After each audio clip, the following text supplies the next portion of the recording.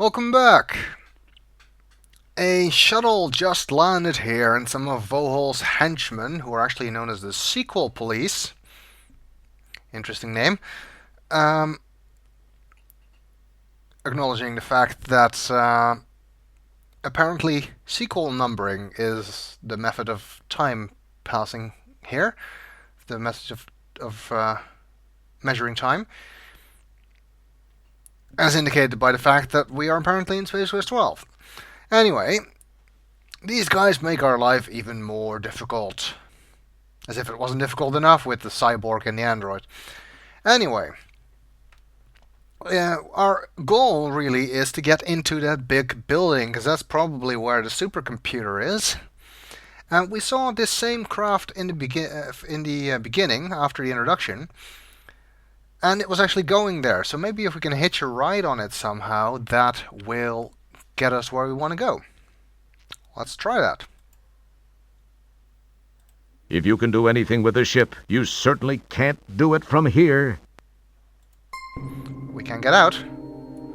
Oh, and that takes us here. Let's make a beeline for it. Hopefully we won't get shot or anything.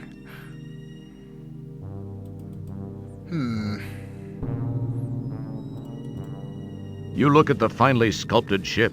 It looks to have been designed for atmospheric operation, probably used solely for patrol excursions. This seems to be a relatively spacious landing gear compartment. Wonder how cramped it gets in there when the gear is stowed. Does the thing smell like anything? The dust kicked up by the retros, the heavy stench of burning fuel, and the sharp smell of electricity make for a unique olfactory extravaganza. You sear your tongue on the hot metal. Apparently it's only safe to touch the now exposed area beneath the landing gear housing flap. Well, that landing gear compartment sounds like an excellent place to stow away. If it really is as spacious. This seems to be a relatively spacious landing gear compartment. Wonder how cramped it gets in there when the gear is stowed.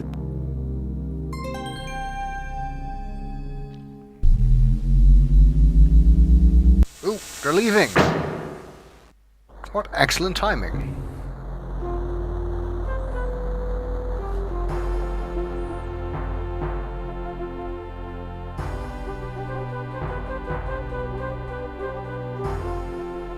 I like this music.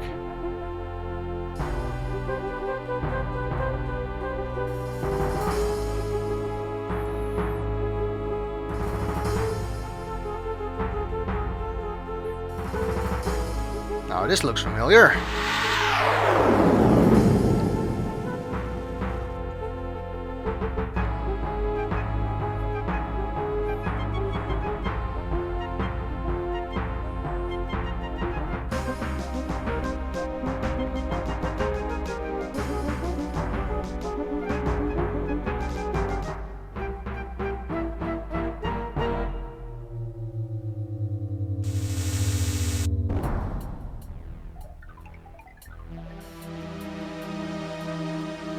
Okay, we have arrived. Let's take a look. This is the patrol shuttle you hitched a ride on. This is the middle section of the supercomputer's landing bay. The ship you hitched a ride on rests here. Is this some kind of refueling thing? This is a fueling unit for the patrol shuttle. It is! From this vantage point, high above Xenon, you can truly appreciate the scope of the destruction. What a mess. You can't actually see those.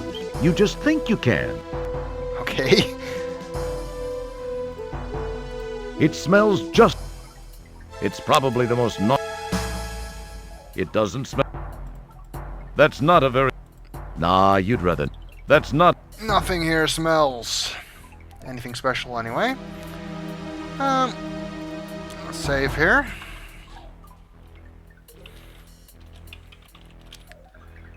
So we made it up to the supercomputer.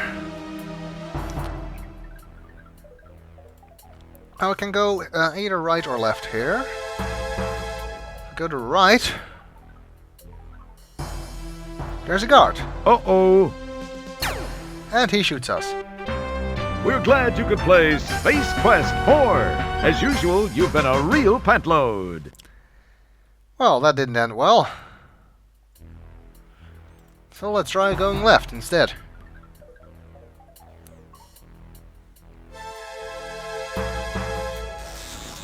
Wee, what are those things? We've seen them before.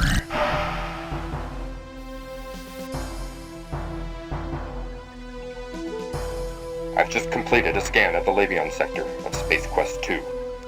No sign of presence at this time.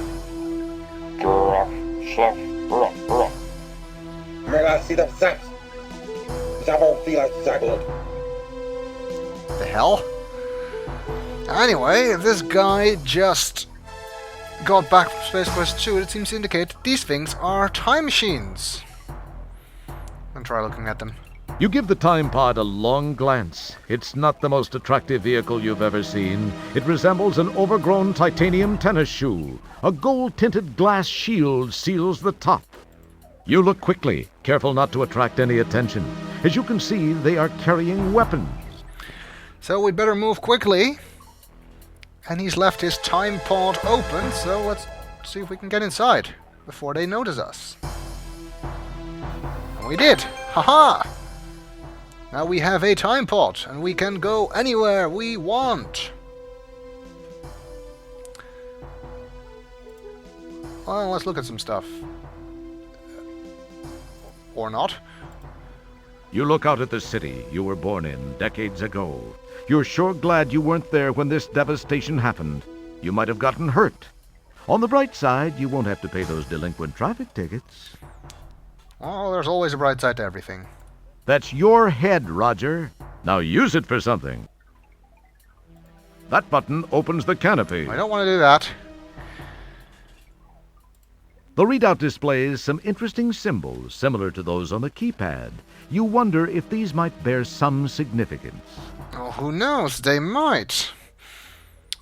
And because they might, we'd better write them down. Of course, I've already done that, so I don't really need to.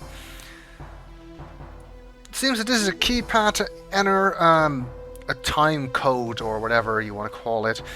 However, this is not copy protection. There was actually copy protection at this part of the game in the floppy version, but not in the CD version. Because at the time, there were no CD writers yet. So Sierra basically thought that if you had the CD version, there was no way you could copy it. So they didn't put copy protection in the CD version. So we don't have to bother with that. We do, however, need to figure out these time codes. Since they're not copy protection, they're not in the manual. So what do we do then? Well, before we start messing with them, it might be a good idea to try and save. You never know, after all. Well, I guess since we don't really know any codes... Well, we know this one code that's up here now, which I guess is the code for this time frame, which could be useful to have later. However, since we don't have any other codes, let's just try one at random. Let's just go from left to right or something.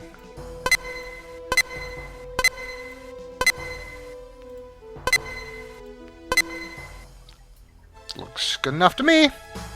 The powerful quad quark drives Rev to life. Time and space bend under the fibrillations of the time-rip transfluxers. Your adrenaline and stomach reel with the hyperbolic hyperbole. And finally... Wow, I guess we got a good code in one.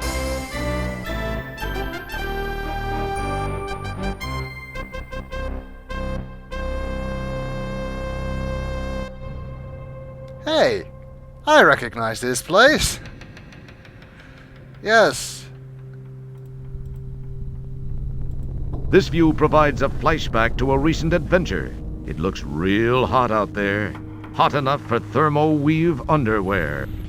It's Ortega. This is actually an Easter egg. And a fun one at that. I just want to save here again.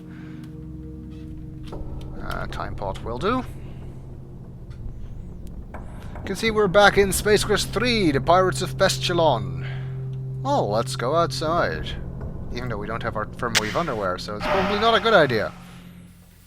You can see that this is after we went by here, because this platform has already dropped.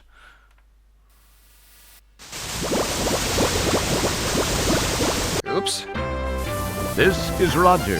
This is Roger on Ortega. Any questions? Oh, I guess it was supposed to be pronounced Ortega.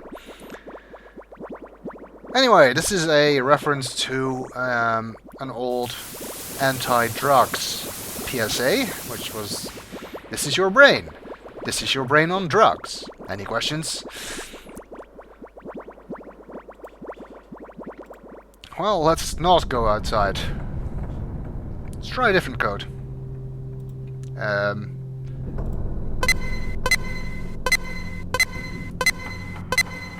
Oh, and that was one button too many. I'm sure that's gonna work. The powerful quad quark drives Rev to life. Time and space bend under the fibrillations of the time-rip transfluxers. Your adrenaline and stomach reel with the hyperbolic hyperbole. And finally, nothing much happens. That must not have been a valid code. Try again. Okay, well that sucked. We'll continue in the next video. Try to find a good code.